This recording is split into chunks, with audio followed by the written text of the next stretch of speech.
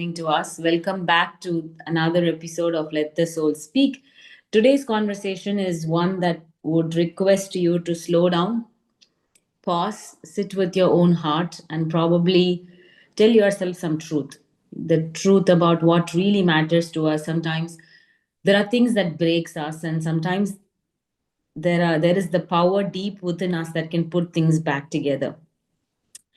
This conversation that I'm having today with one of my favorite human being, and of course we share a common profession. She is a senior for me from the optometry school perspective, but I got to know about her a few years back when I was grieving about a loss, and that's when I we both like I think bumped into each other, and we got to know about more about each other as we started traveling together. And what I learned is something that we want to share with all of you today. A lot of us crumble under the stress of, I would say, everyday activities, the loss of a job, a breakup, financial setbacks, or something that or the other that keeps disturbing us on a regular basis. Yes, these experiences do hurt, but there are certain losses in life that are so profound, so soul piercing. Sometimes it just shifts the architecture of who we are deep within. And I'm going to be speaking with Veena today, who's someone that's walked through one of those unimaginable loss, I would say. And the and what I witnessed is something that reveals the depth of courage, faith, and resilience that can't be manufactured. So I'm pretty curious about like how she has put herself back, and maybe there are very powerful lessons for all of us to learn, and not just to survive, but to thrive in the current era where we go through life with lots of ups and downs. But what I want to say about Veena is that she's a brilliant creative writer. I got an opportunity to write, um, I think, the a little bit intro for her book. I don't want to call it anything else because she gave the copy to me. So she's an author, she's a partner to a remarkable husband, and a woman who's found, as I said, a way to keep her heart open.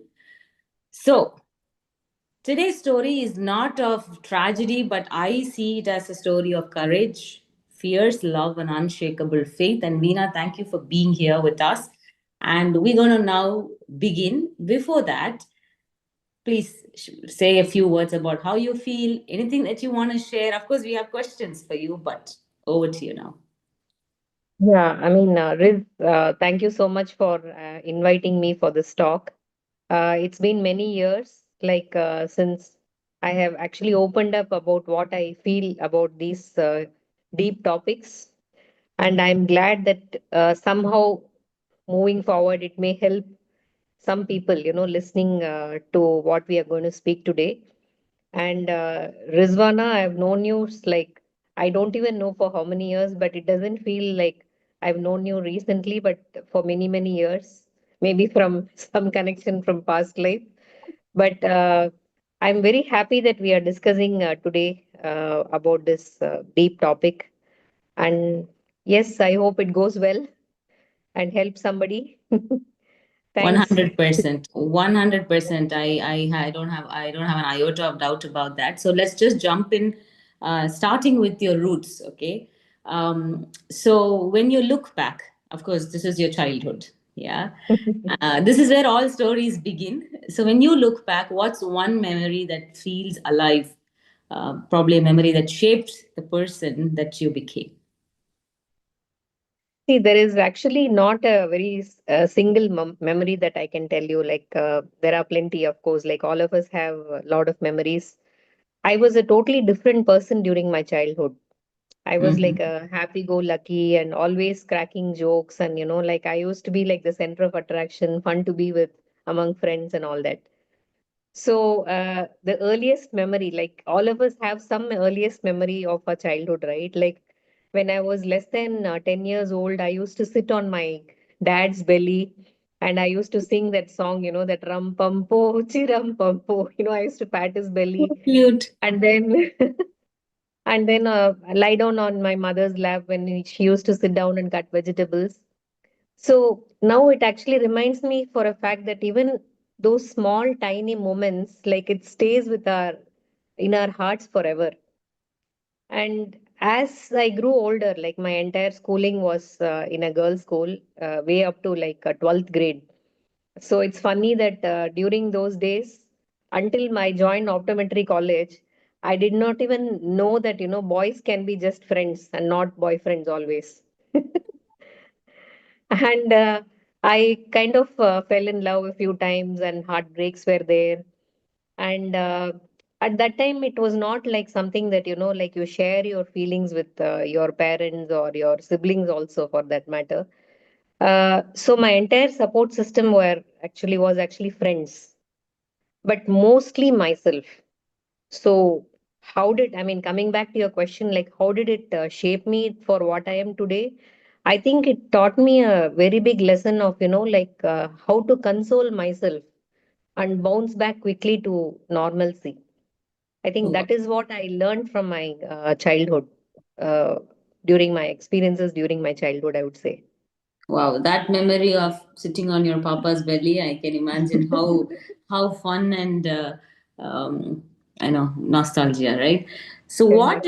what did happiness look like for you back then, and has it changed? Has that definition changed when life has gone based on your plans or not based on your plans, whatever it is? But how has that definition of happiness changed for Veena?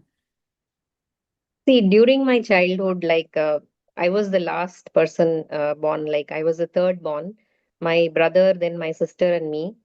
So my entire life was revolving around my siblings. Hmm? So they were like fun to be with all the time. So I must share one very small incident that happened. Like they still make fun of me now. Uh, like how like all the pampering I used to get when I was a child, and my parents always, like, even if I do a mistake, all the scoldings, everything used to come to them, you know, and they used to bully me all the time. And it was a moment where when I was like moving from second grade to third grade, and it was 1981 to be precise, and it was on June 6th, my sister's birthday. What happened, we had to go to the school, and our school was just like a half a kilometer away. And we had to go and get new books for the next class. So my brother and sister, they were like, so I said, oh, I feel, I think my leg is hurting. My idea was, so they'll carry me to the school, like I was small. But they said, oh no, you're having a leg pain, you go back home, we'll go get you books, like, they started scolding me. And I didn't even feel that they were scolding me actually. Okay, then I said, okay, fine. They don't want to take me. Let me go home. But on the way, I saw some boys playing cricket, and there was a big well. I used to be so fond of looking at wells, and I used to peep into the well and all that. And then I got bored. Then I went to school and searching for them, and nobody was there. They had probably already left home. So there again, there was a big well, with all that mesh and all that. I used to watch inside the well, and I used to be very fascinated by the reflections, like what was on the sky you used to see on the well. So there was a crow that was flying, and I was watching how the crow was flying. I was comparing both the reflections. But back at home, like they were all in panic mode, like they came back home, and they couldn't find me, and they were searching for me frantically. And my brother, like finally he reached the school, and he saw me looking at the sky, and he tapped gently on my shoulder, and he asked, like, what happened, what are you looking at? I said, I'm looking at the crow fly. He couldn't believe. I'm sure. In spite of all that tension, he started laughing there, Laughing. like standing next to me. See, one thing is because he was relieved that I was found. So as Mhm. soon as he saw me, he would have been relieved that I was found. But then when I said I was watching the crow fly, and till date they make fun of me, saying that, if I'm staring at something, they'll ask me, oh, you're watching the, Crow. crow. The Tata. But Wow. I mean, jokes apart, like even when they were actually bullying me, I never felt that they were actually bullying me. Actually, I felt that they were very protective of me. Later, during my when I started my teenage, my brother went to Russia, to study medicine, and my sister went to BITS Pilani. So that's when I kind of became very lonely, and my friends became my entire source of happiness. So my life, which was revolving around my siblings, shifted to my friends. They became very close to me. Like like you have these those days you call home friends and school friends, right? They are separate. So my home friends became very close. I had a neighbor who was living, I mean, we were in apartment, so she was staying above my house. So we used to go to the terrace and lie down, on the terrace and watch the stars in the night. So those small things were, giving a lot of happiness for us at that time. And despite all this, I mean, my brother and sister going away, that small things, like, they write a letter. Once in 15 days, I'll get a letter from either one of them, and I write replies to them. And, and their visits maybe once in a year or two. That used to be something like, like happy moments. You. And even till date, I guess that feeling, that my siblings are having my back has kept me going. And I mean, thinking about overall perspective, like, like what I was during my childhood and now, happiness has always been fluid. I mean, that some things that used to make us happy when we were children, or now it doesn't make sense to us anymore. Like, for example, you wear a new frock and, you come and show around and people say, wow, you're looking so pretty. That used to make us like so happy, right? Nowadays, you dress only for your own comfort. You don't care about what others think about you. So, coming back to this question, like, what does happiness mean to me now is something that, you watch people around you happy. That is one thing. And the other thing is your inner well-being and mental peace. I mean, that is what I feel is being happy now at this point of time, right? Amazing, amazing. We'll go a bit more deeper into that because you touched upon something that's so profound. Though we are all adults, we all carry this inner child within, right? That child has the child that had its own dreams, the child that was probably also carrying some pain, some wounds, some sort of abandonment, and also very beautiful, tiny defining moments, like you said. And now I'm going to take that to your own writing because you write about human relationships, and I can now resonate like why your journey and connection with your siblings and your friends as the epicenter. So what is love for Veena? Not as an idea. This question I keep right now asking to every single person. What is the definition of love for you? What is it?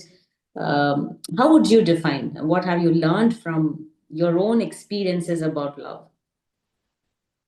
See, to me, love equals unconditional. Okay. The Mm-hmm. moment you expect something in return, it's no longer love. And I believe in the motto that love all, even your enemies. Eventually, like, nobody is your enemy, right? So of course, I mean, that doesn't mean that I am a saint and I kind of love everybody and at the same time. But there are moments like, you get upset, you have a friend, like, you do them a favor, and they don't, like, thank you also. They don't have that basic thing to thank you back. So and then you have someone, like, you know that somebody is in trouble, and then you want to genuinely, like, all that you want to do is help them, like, give them some moral support, and they reject you. And these times, actually, I do get upset. I mean, but over a period of time, like, I have learned that to let go of that feeling. One thing is, I'm happy that the issue got sorted out for them. And the other thing is, if it is not sorted out for some reason, I just say a gentle prayer inside me. That's it.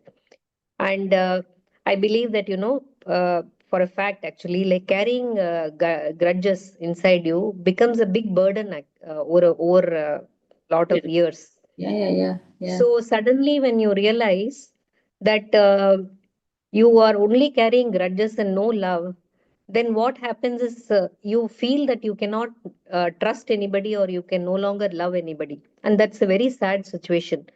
I was actually in that phase for a very short period. But out of experience, I would say that, that was the saddest moment in my life. Hmm, hmm, hmm. So, according to me, like love should not have any boundaries and should not be based on any conditions. So that's why I say love equals unconditional. Beautiful. Uh, so across your life, what have relationships taught you about? I think, of course, what you expressed also gave part of that answer. But in terms of connection, in terms of the fragility and the complexity of being human itself, like we are all messy inside, right? So what Mm. has that taught to you? Because where there is deep love, there is always these complexities. So, what would you say? See, actually, nothing is permanent in our life, even our worries, right? So Right. in our life, we have relationships, we have connections with people. It all comes as a wave. It is not like something like a sine wave where it's like uniform with, crests and troughs. It's not like that at all. Right. It's like how we see the waves in the ocean. Like it comes totally unexpected with lot of ups and downs. For example, I'm saying like you meet a person, you feel that you have some kind of a connection with that person. You become like very good friends. Like you think that you've known this person for years, like even probably from past lives. Then then become friendly. Then you get married, and that's when all the things start. Like suddenly everything is different. So imagine this love as a mighty ocean, Oh, okay. and which is actually constant. Okay, Mm-hmm. this mighty ocean of love is constant and which is very deep. Mm-hmm. All these disturbances are waves. It comes up and down, it crashes down, it slides back into the ocean and settles inside the love. Wow. Okay. Okay, so love is something permanent and all that surrounds is impermanent. If everybody understands this, there will not be any heartbreaks, breakups, or like separations or even divorces. But I do understand, like when someone has hurt your feelings so much, it's very difficult for you to forgive. At the same time, you imagine that you carry that anger and grudge and hurt, and you're carrying it around. And each time when you think about them, it's actually like crushing you from all sides. So it becomes very heavy for you. Us personally. Yeah. So the moment you forgive them, all the focus is back on the love part. So focusing on love all the time will help you easily forgive people. Mm-hmm. Okay. And the moment you forgive people, you trust me, like it does wonders to your soul. So that is what I feel about relationships, connections, and everything. Like that's how we travel. Learning the art of constant forgiveness and still be able to love. Yeah. Well Correct. said. Well said. Of course, sometimes, we all come up with narratives saying why we cannot forgive, but you also said so beautifully that it's not even about the other person, it's about how heavy it is on your soul, Exactly. right? So, Yeah. yeah, we said where there is deep love, there are complexities, but there is also the risk of deep loss. And Hmm. it takes extraordinary courage. So now we've warmed up so beautifully about human connections and someone that values connection so much. So as I said at the very beginning of this episode, that a lot of us fear this fear of missing out, this fear of losing. It's just become a part of us. We miss losing loved ones, we miss losing even like jobs and identities. But you walked through a loss that shakes the very core of your being. And with utmost respect, what did that moment do to your inner world? What did it show you? Of course, it must have shattered you, but I just want you to open up and share. Yeah, I mean has to be a long answer because like I have to give you a background of what I went through for you to Please. understand what exactly happened. So although it was like 10 years ago, it's still fresh in my memory. At the end of January, like 2015, I lost my father. He was actually hospitalized. He was unwell for some time, and I had to leave at around 7 a.m. for to catch a flight. I was living in Noida at that time, and I get a call, somewhere around 5 a.m. or something. I get a call that like he's no more. So, I mean, how do you deal with such a news? That I actually wanted to go to meet him in the hospital, and I wanted to tell him, that he's not going to live long. And so I wanted to talk to him for some time. I want to tell him that, I'm sorry for hurting all the feelings which I probably did during my past.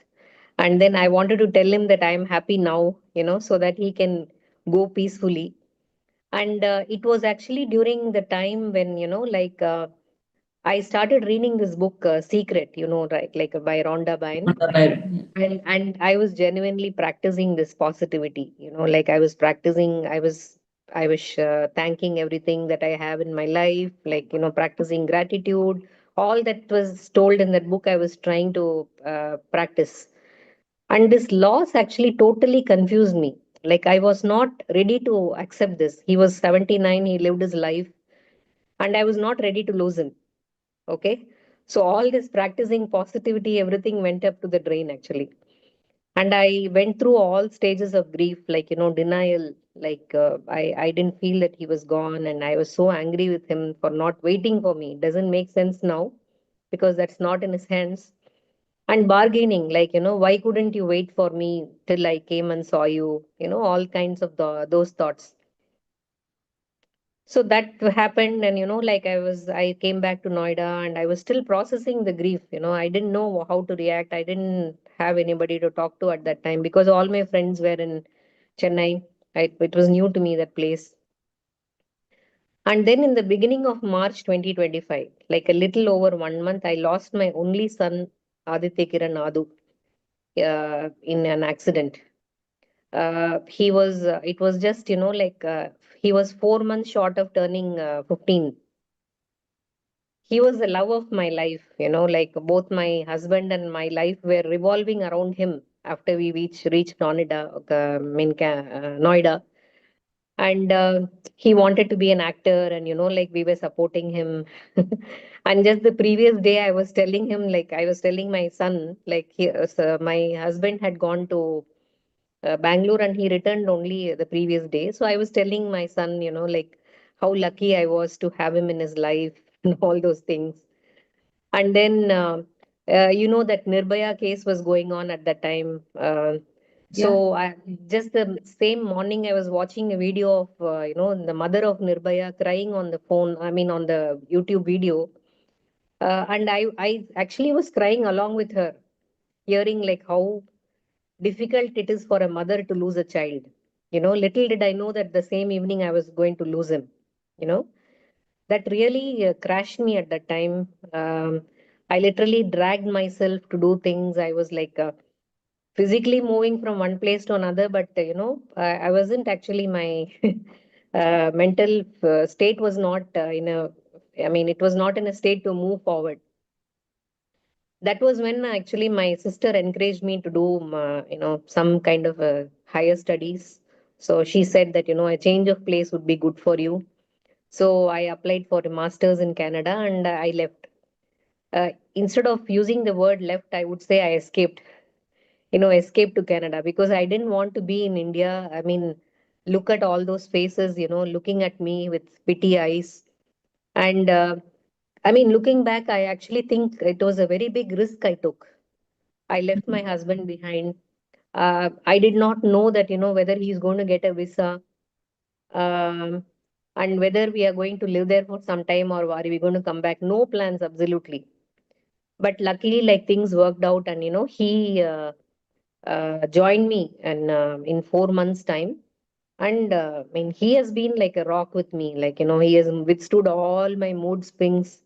He also had some issues with his children, but that will need a separate, podcast. But still, despite all those things, he has like stood by me till date. He has been my biggest support in my life till date. And from that time, we changed almost like 16 houses. I think this one is like 16th or 17th house. I lost count in 10 years. You can imagine, like, even if you average it out, we have not lived, for more than a year in one place. But that change of places actually really helped us. I mean, uh, whenever I call some of my friends or relatives, the first question they don't ask how are you, they'll ask where are you. That's the amount of changes that we made during this time. But at every stage of my life, there were people to help me. And Mm-hmm. the most important thing of all the things is like I was open to accept the help. During my past, when I was, I mean, this was my actually second marriage. During my first marriage, I had to go through a lot of, heartbreaks and everything, but I was not open to, get moral support. And I went into like deep depression at that time. And even today, I would not want to go back into that stage. That was the most miserable period of my entire life, you know. So different kinds of advices poured in this time, like my mother-in-law, who herself has lost a lot of people in her life, like her husband she lost when she was just 48 years old. She kept telling me that like all of us will tell you a lot of advices to get back to normal, you have to move on and all that, but you are the only person who can console yourself and bounce back. She That was a very strong advice that she gave me. And my sister, she kept telling that, it will come as waves. So just go with it. Like you believe that when you're in a down part of the wave, you will see the up part soon. So you just have to believe that.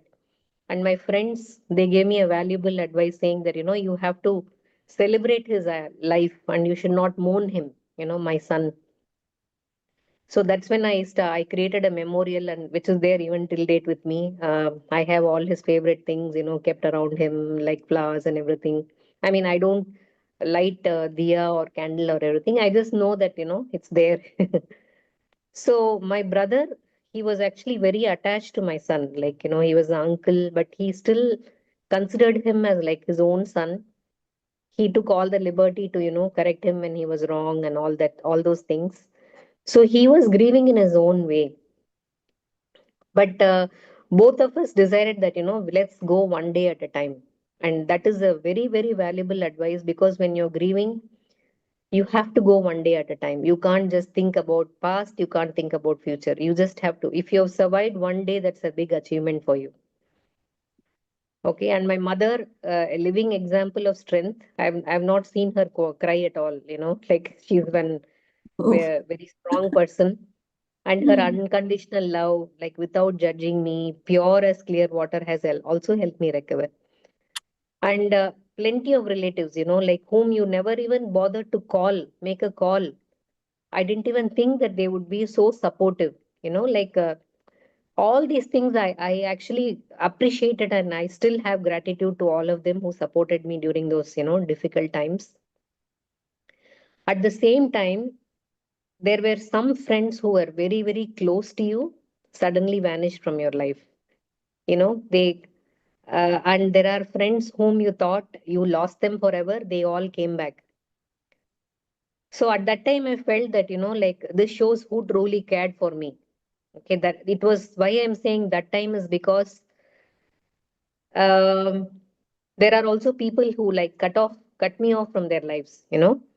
But now, as coming back to the forgiveness part, I have learned to forgive them, because I understand now that the reason why they were not there with me at that time is not because they didn't want to, they didn't know how to react, and they have not actually had this experience of losing somebody. I mean, God forbid, and I, even in my wildest dreams, I don't want them to experience what I have gone through. But I do understand, that why they did not come to me at that time. It's because they just didn't know, how to react or what to say. So during those times, I used to be like a overthinker. But then now I realized it's definitely not worth it. So I'm at actually peace now. I accept life as how it comes, one day at a time. I mean, still works for me. And I also, believe that whatever is happening is for some kind of a higher good, which I don't know now. I'm also not seeking, like I don't want to know what is that higher good. I'm just going with the flow right now. That's how it has been taking me.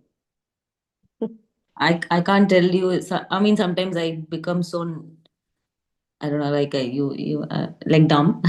That's because I mean, you are able to articulate it, but I can understand the depth of your soul, because to be able to even say that everything is for a higher good when such things happen, I'm telling you that needs a very very deep anchoring in faith, God, whatever that you want to call it as.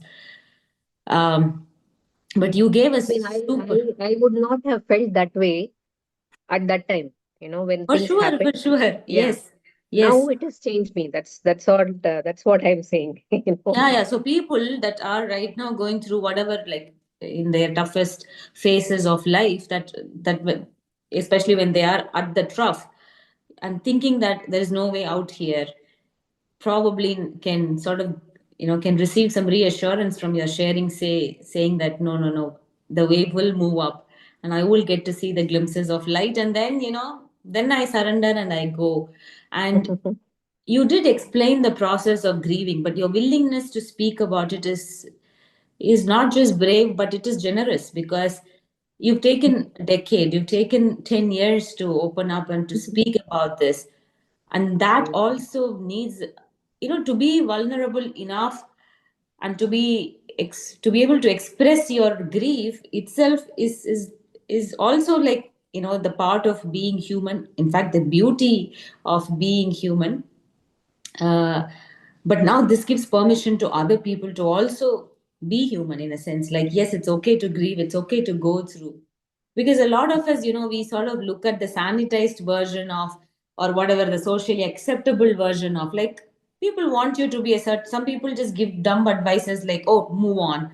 Some people, as and I think what you heard from your mother-in-law, I think that's so profound. Once again, she said, like, people can give you a million advices, but end of the day, it's you that needs to bounce back, and you that needs to console. But Right. real grief, we know, ma'am, it's so chaotic, especially the losing of a loved one, right? So in the Yes. most rawest form, share, now that you've been so vulnerable, I would ask you, like, give me a sorry to use this word, guys, like, shitty really feeling, like, in the rawest form, what's the worst that you felt when you were grieving? You can be vulnerable enough, because there are people that just feels like, oh, no, no, no, she's generally a very optimistic person. But for you, what does, when literally everything felt impossible, and what did you hold on to? See, actually, I was in total shock. I mean, that's natural, right? Like I just don't know what was happening. I was losing my mind, and I had all unanswered questions. Like why me? I hated myself. I mean, I didn't even want to live. For example, I didn't even want to live. But again, at the same time, when I'm in senses, I used to realize that when somebody whom I love, I lost somebody whom I love, has shattered me so much. If something happens to me, what will happen to them? That kind of compassionate feeling actually kept me going. Initially I couldn't stay, like, in that same house in Noida where I lost my son. I mean, I had to stay there for 13 days or something for some rituals. But then I somehow pulled on for those 13 days. And on the 14th day, we actually moved to Bangalore. Mhm. Every day when I reached Bangalore, like, I was praying to God. I was praying. The only prayer that I was telling is no mother or no father should actually have this experience in their life. They should not face the experience of losing a child you know but you see what happened, like in our apartment. There was a probably a 7 8 year old boy. He was electrocuted and he died. The place where I moved in, there was a child who was electrocuted and he died. That was a freak accident. It's a like a, uh, what to say, gated community, very well maintained apartments. But there was one loose wire and this child was playing and he died. There were children playing around him, nobody noticed. Wow. That's when actually I came to my senses. You know, things don't actually work as how we pray. There is some superpower who's actually conducting all this, the whole drama of life. So you come into senses, that's when I started thinking, okay, maybe something is going on. There must be something. For some reason I lost him. It was very hard for me to understand. Still, I don't understand. For many years, like, for from 2015, so maybe some 4 5 years, or maybe even 6 years, I was just stuck in 2015. I just couldn't move forward. Everything was about, my son. Every day I will think about him. There was not even a minute to hour I was not thinking about him. I was not able to move on. Like everybody else around me were moving on. So even when I used to cry, I used to cry alone. Because, at that time I used to feel that what will people think about me.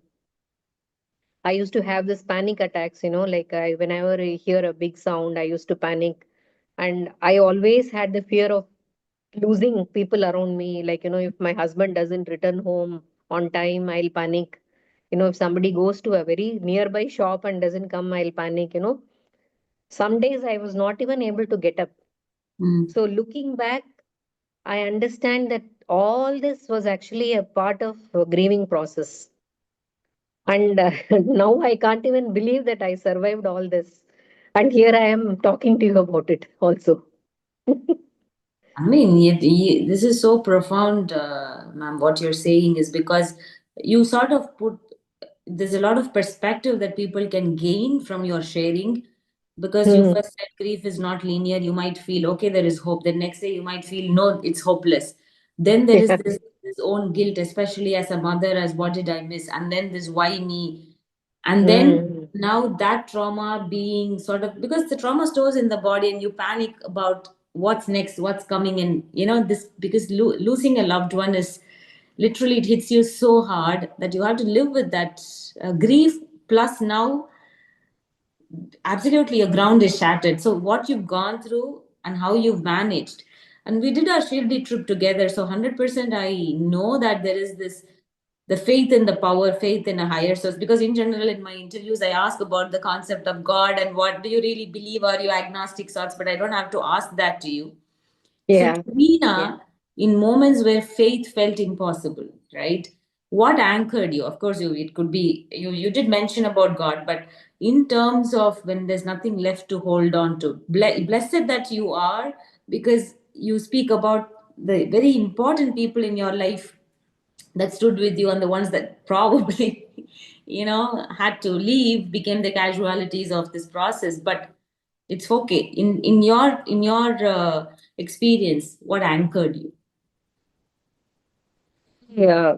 See, there are actually two kinds of people living, right? So one is like a tourist who escapes, and another one is a Most of traveler us are who like that. who I'm who at least this experiences. nomad that escapes. Like how you changed it. For some 30 houses, I keep running from one place to Yeah. another. But yeah. So during the initial stages of grief, I was a tourist. I must admit that I was only escaping. I was avoiding meeting new people because every time when you meet somebody new, the first thing they'll ask is about your family, Mhm. about your children, everything, and you don't even know what to answer. So when I see somebody, when they ask how many children you have, I say I don't have any children. Instead of saying that, like I had a son, now he's in heaven, or he I lost him, and then they'll ask how he died. I didn't want to, recollect all that memories. So I used to just avoid going and meeting new people. But now, of course, I am a traveler. I Mhm. start believing, like all of us. I mean, you also believe that all of us are traveling. See, imagine all of us are traveling in the same train with like infinite bogies. Like each of us get in at different stations. All of us reach the same destination, but we hop down in between.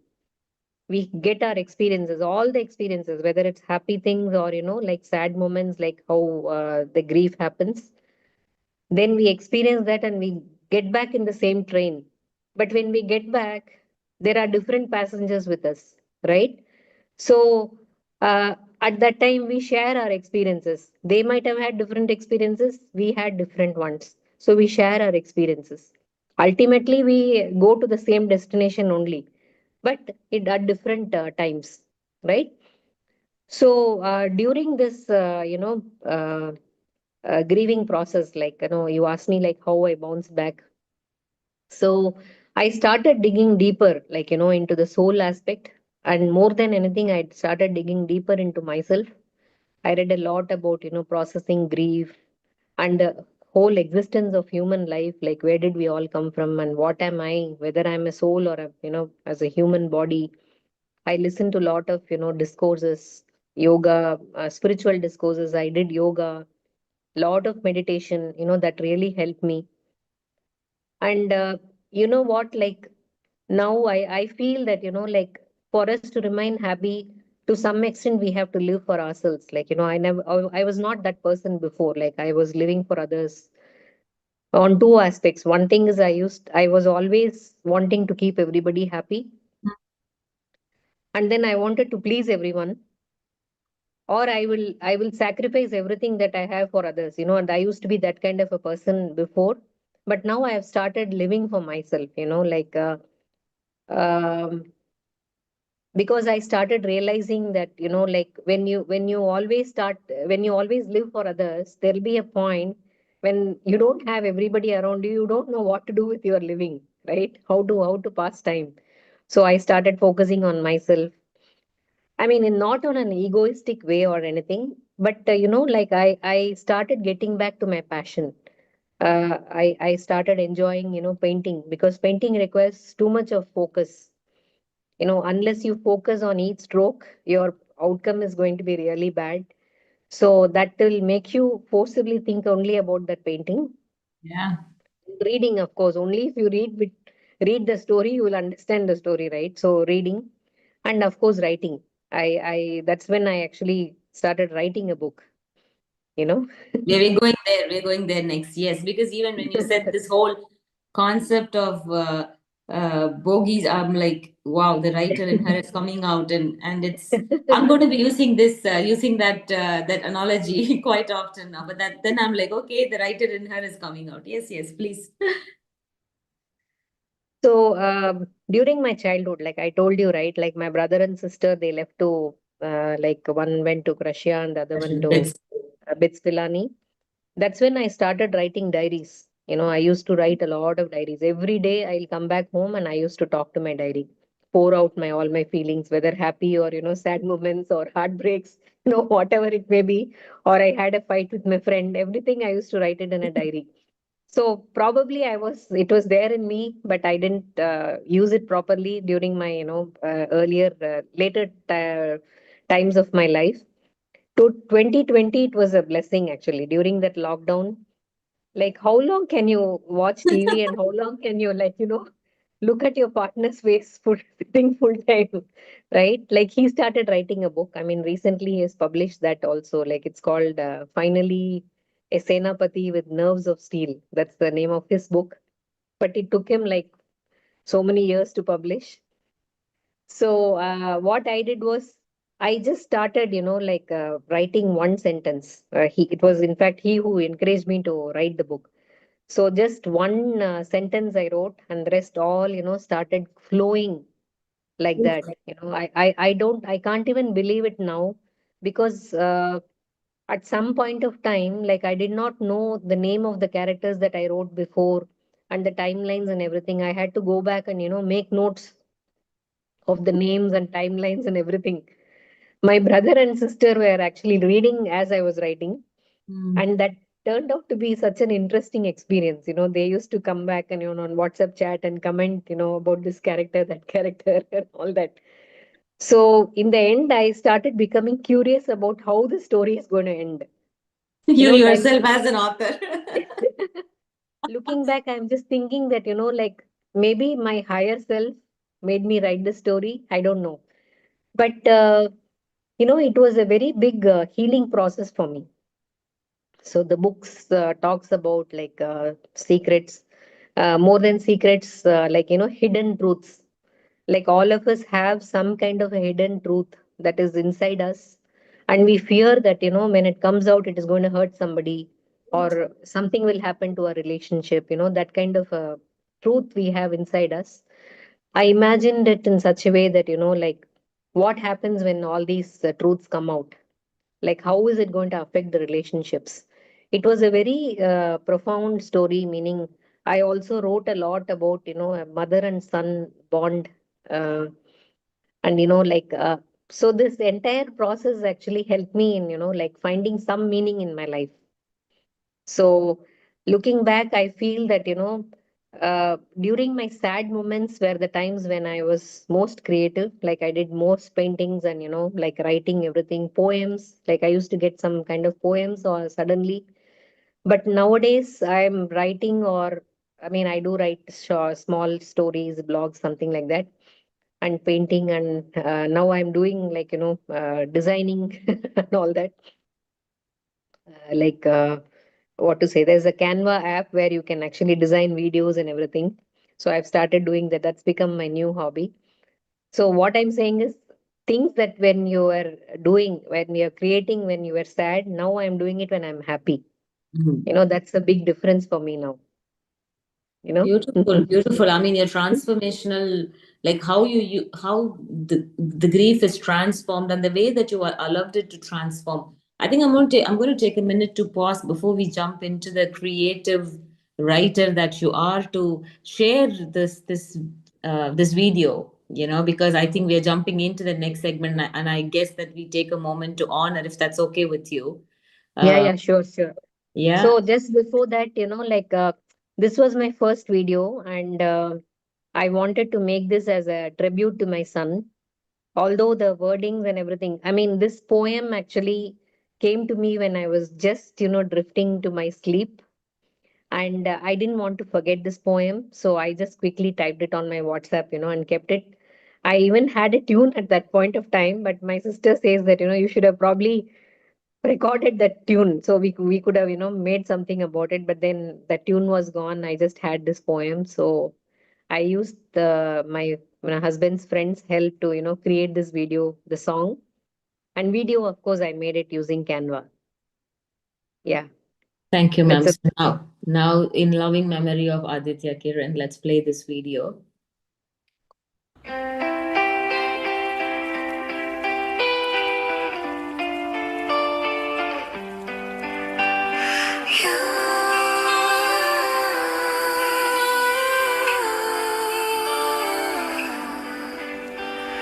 Yonder across the horizon, as I watch the setting sun, one thing came close to me, the warmth of your lovely face that I could still sense and see. Your scent is still in the air, you must be there somewhere, can't you see me? Longing for you with the hope you'd soon come closer to me and to hug your mom.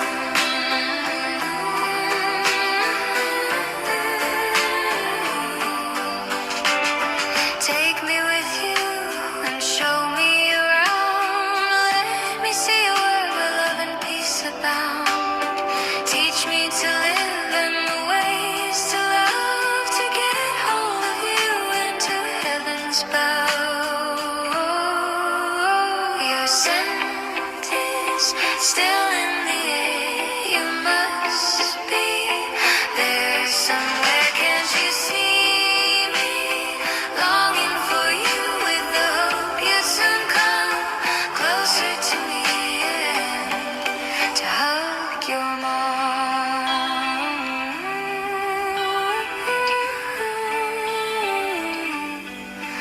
Hug your mom.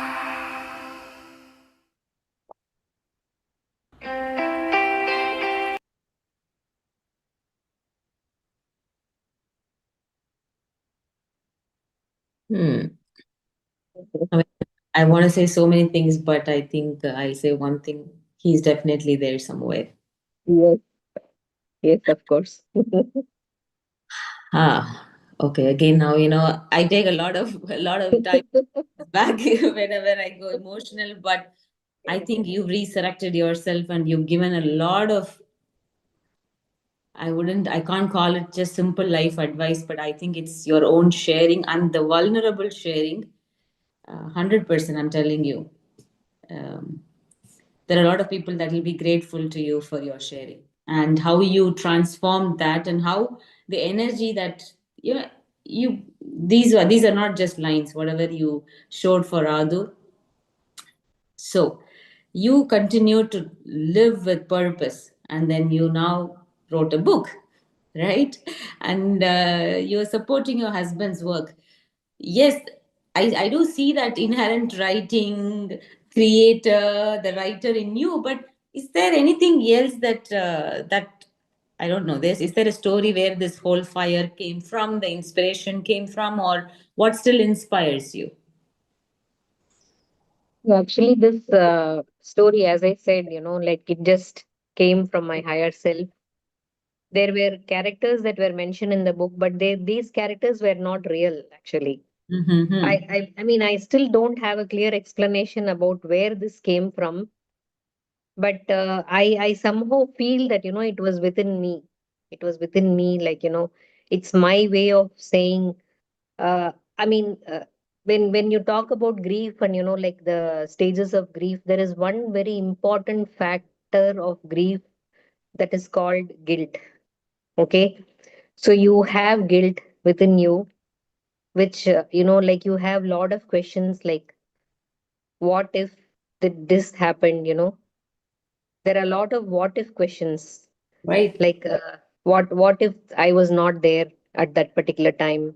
What if, like we did not have this conversation, or what if something or the other? What if I did not go to Noida at all? Like this, I would not have lost him. There are a lot of questions that keeps, running on your head. But this writing, actually, in the end, I mean, I'm revealing the story, but it's okay. I mean, I wrote it like into 2021. There's no suspense anymore. The name of the book is The Truth in Its Essence. So, in the end, there is the theme of this book is forgiveness. You know, so probably, I mean, if I do dig deeper about why I wrote this book, or what happened, I think it was something, in a way, that I found some meaning to forgive myself. You know, it was more for me, like a healing process for me, that I wrote this book. And I feel, I mean, that has actually made a lot of wonders to me, actually speaking. This beautiful artwork was done by my niece, Sona Kamra. She's in the US. Name on the So jar. yeah, I have literally stole this art piece from her. I said I want this for my book, and I stole it. She's a very good artist. No, this book was, That's I loved reading the book. I loved, sometimes I also lost track now when I listen to the author sing, she lost track of the characters and timeline. So I know. yeah. And I did Yeah, see the you. mother and I was bond. I was very grateful that you wrote the foreword for me. Like, it was something very. I don't want to call anything as it, I don't know, preface, forward, but you gave it to me, and I did not even know why you approached me in the first place. But somehow I felt very connected to the story, especially the part that you said we all roam with these hidden mysteries, secrets, thinking that what if I reveal? Will I then not belong? Will people then, not accept me? And but then there's this heaviness, and how it's going Yeah. to impact my relationships and, in my intimate circle. But I think Mhm. this book pretty much unraveled those mysteries, and for sure I see that the flow and the higher self and all of these parts of you that have got activated. I Mhm. don't necessarily have to, just put a finger to an episode, or to an incident or anything, but in a sense I think you had all of that deep within, Mhm. for a longer time. But then when something hits you so hard, I think it's like, the most wonderful poets and artists, they always have Mhm. this very inherent deep sadness within, something that active that Mhm. that that acted like a flip switch, that brought these Yeah. things outside. So in your case, I think Adu probably did that to you, again through love, through Correct. everything that he was to you and what he wanted to become, an artist himself, an actor himself. Mhm. So yeah, Yeah. you continue your journey as a writer. What else do you want to tell about this beautiful piece And now that you also supported your husband with his own publication, right? Yeah. Yeah. Well, I mean, this is something that, I mean, in my opinion, that, like every uh, mother should read it, A and mother. every son should read it, and probably even every teenager should read it. And those who actually have something in their mind and they fear to let it out should definitely read this. You know, that'll 100%. give them some kind of a hope. I Like would things. definitely put the link in the YouTube bio as well for, and on the Insta link as well for people that will listen to it. Yeah. And it's been, I don't want to even end this conversation, but I think we just have a few more minutes. So we Mm. just coming over to a collective message, because today's world, as we started and we kept reinforcing, and the reason why I said no, no, I'm going to just leave a voice note to her and call her, I think the time has come, is because as a therapist, as a coach, I do meet clients, and as a person that's gone through my own stories of love, loss, grief, we collapse, we somehow collapse. I mean, it hurts, and then, but some of us, what we do, we lose the essence of our soul. We allow that the incident to take away the part of who we are, and then we totally, we just, I've seen people crumbling. uh, so a recent heartbreak that I had to sort of, provide space to, sort of made me reflect back a little bit. I'm like, oh, in a world, guys, come on, like there's more, come, move on, but so Yeah. in so from Veena, what is your message to collective? What do you want people to understand about resilience, perspective, what truly matters, meaning, whatever that is? Because I think you qualified in all of whatever you've gone through, and the wisdom, I mean, that's just so outstanding. So please. Yeah. As a mother of an angel child, I always want to hear about my son, even till date, that reassures me that, like people have not forgotten him. But with time, I also understand that why people don't talk. It's because that they think, like they'll remind us of our loved ones, but they don't understand that reminding us actually now brings us, happiness, not the kind of sadness that we had during the initial stages of grief.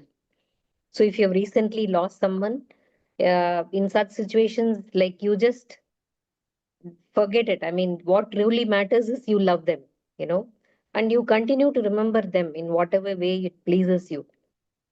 At the same time, don't ignore yourself. You have to live your life to the fullest, and you cannot actually find a purpose in life like magic. It is not going to happen like magic. Suddenly, you realize that this is why I'm alive now and all that. That's not possible. So just live one day at a time. That really helps.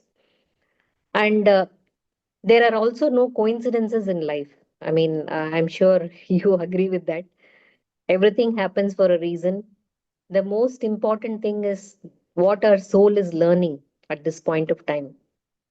So nowadays, when I'm actually hit hard by something, instead of thinking why me, I start thinking like, what is it is now teaching me? What is it that it is trying to teach me now at this point of time? you know so that's how I take it right now when something really bothers me. And sometimes I think that being depressed is also being equal to being egoistic, because Wow. we always think only about ourselves when we are depressed, right? We don't think about anybody else. So we walk on the road, we travel by train, or by bus, or by metro somewhere. We look at all those faces, right? So instead of asking why me at that time, you should also start thinking that, are they all happy actually? There are a lot of people who are probably struggling with something in their lives, and they are finding a way to cope with them. So when you start thinking like that, your perspective towards life will entirely change. At some point of time, I mean, like how you said, healing is our responsibility only. You cannot say that, I grew up in this kind of a family, like a conservative family, like all those things is like doesn't make sense now. You can't tell something like that. We just need to trust the process of this entire universe. And the only thing that is holding all of us together is love. And love can never fail. Okay, that is something that we have to understand. And you know that soul that you have lost, you know that it is as real as the soul that lives within you, right? It's after all an energy. It's made up of pure love now that has lost its physical body. It's made up of pure love. It sits beside you, it walks with you, you know, and it is also lives within inside you. You cannot see it, but you can definitely feel it in your heart. Okay, so just trust in that process, and that will definitely help you move on. And believe me, like grief itself is a kind of love, right? So you A love walk on that the road. no, they say it's a love that doesn't know where to go. Exactly.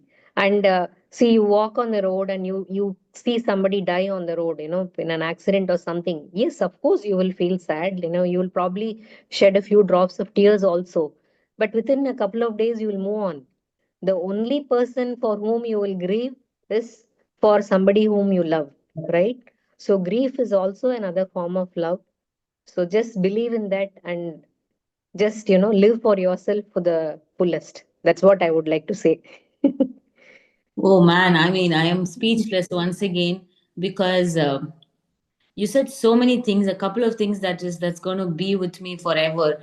You know that there's a story to Riz as well, right? Like, I've taken more than 3 decades to even open up and start speaking about it, and that's how the spiritual journey and interviewing people started. But when you said grief is nothing but love, and you said you start celebrating the life of that person that remained in the physical realm, but now is remaining as an energy. So when I lost my dad so unexpectedly on the 26th October, maybe I mean I'm definitely still grieving, going through the ups and downs. In one moment life shifted in one moment, like, because it just came from nowhere. He was just 65. I grieved not just for the loss of a father, but I also grieved for a lot of unfinished business between us, you know which I had always like. And then, but it didn't take me longer. But of course, then to take care of so many other people in the ecosystem that are also grieving. But you, as the center, now have to take care of their grief as well, right? So this grief is so multifactorial and complex. But one thing that stood with me, which has helped me immensely in a very shorter time, last 2 to 3 weeks, is that we started celebrating him. So in the family groups, we were like, okay, what's the funniest moment you had with him? What's the something, a memory that you would like to share? And he was very close to children, grandchildren, and children especially. So we brought all the children together, and then, like, children, in a sense, teenagers, adolescents, and then we asking them to share. And that celebration shifted the energy in ways where we now felt like, oh, he's living more than ever with us now, because we are connecting with him, we are talking about him, we are cherishing him. Now these memories are being brought to life, sharing the photos that, so everybody started pulling up from their own pile of photos about, like, this is my moment, True. this is my moment. And we would have never done this. But it's not that it has to have, but always we say that, right? Until the thing is taken away from us, we don't understand how precious it was. Yeah, yeah, But human life, in a sense itself, as you said, nobody can assure you that we're going to wake up tomorrow morning. That's the fleeting nature of this yeah. very presence. But I'm actually very happy that you are able to celebrate him so soon. Like you said you lost him very recently. I mean, I wouldn't have been able to see my son's photos at that time. Like I just hid everything in one folder, and I would not open them at all. That's how I was at that time, because I know the moment I open it, I'll start crying. But now I really enjoy watching his videos, and we crack a lot of jokes about him, me and my husband and my friends and family, everybody. Like, we talk a lot about him now without shedding even one drop of tear. You can see that now while I'm talking to you, right? Yeah. So I, that's a big difference. Like, celebrating their life is very, very important. Yes, you're I right. I would still honor you, ma'am, because losing a dad, because there's this feeling that he's lived his life, right? And we all knew. And losing a progeny when we are still, Mm, there are two different intensities of grief. So I would still honor you, and I take this moment to honor your husband who stood with you in this process. yes, Met him in person, but I've heard a lot about him through you, and I definitely know that he's a very kind, beautiful soul that understands the importance of. I mean, he loves you, I think, very, very dearly, and he, of course, loved yes, Adu so much, and he still loves Adu in whichever form that he's connecting with us. But I correct. think as we come to the closing reflection point, I can't thank you enough because it took a lot of courage Thank for you. me to ask you, even saying, "Are you really in a position to talk about this?" And you said yes, Riz. And so thank you for your honesty. Your vulnerability needs a lot of authenticity, because that rawness, you're really courageous, and I can see that. And I also see that because you're a very successful person professionally also. I didn't touch that part. I just kept the part that are the most favorite to me in terms of the creative part and the That's the part. the strong woman part. But I'm sure that you are such a leader that people would look up to, because leadership, like I'm a big fan of Brene Brown. So she just says that leadership is nothing but you are first walking into the battlefield of your own life, and you are your own warrior, and you still you holding compassion. You use the word compassion. You're still holding faith, and you still hold purpose. And if that's not a leader, then I don't know. So in a sense, people can look up to you for your leadership in life. And to everyone listening, guys, I think today we've probably got an opportunity to redefine our narratives about grief. It's not necessarily a sign of weakness. And to hold hope is definitely not naive. It is possible. And finally, she said something that love is the one essence. The truth in its essence, finally, I think, is all love. And love is the one thing that even mortality cannot touch. Like mortality can take the physical form, but the essence of who we are at our core, I think that's one thing that nothing can touch. And I think that's the one that connected me and Veena. And I think that's the one that connects all of us who are listening to our stories. So thank you for joining us. And any final words before we just sign off, and then stop our YouTube live? I mean, Riz, thank you so much for inviting me for this talk. Probably this is my first appearance. And then, talking about this topic, I mean, of course, I've spoken about optometry in several occasions, but this is something personal. And I'm very glad that, we connected some years ago. And as I said, I feel that, we have known each other for many years, maybe even from our past lives. I don't know. And everything happens for a reason. I'm coming back to the same thing. Everything happens for some kind of a higher good. And I feel that, this conversation that we had is also for some kind of a higher good. And I seriously hope that it helps people who are grieving, and it gives hope to them, to move on with their lives and take care of themselves. Yeah, that's it. If there Thank are you. any questions, we can go ahead. Otherwise, we'll close. Yeah, I think they will ask questions after they listen to us, I guess. If Yeah. Yeah, I think that's yeah. So no questions at the moment. I think probably they are just in this awe of like, okay, just listening. But to everybody out there, to my beautiful souls, choose hope, no matter what, because it's worth it. And signing off once again with the loads of love. And I think that's the only thing that we want to leave you with today. And Yeah. until I connect with you on another episode, this is yours, Liz. Let the soul speak. Bye. Bye, ma'am. Let's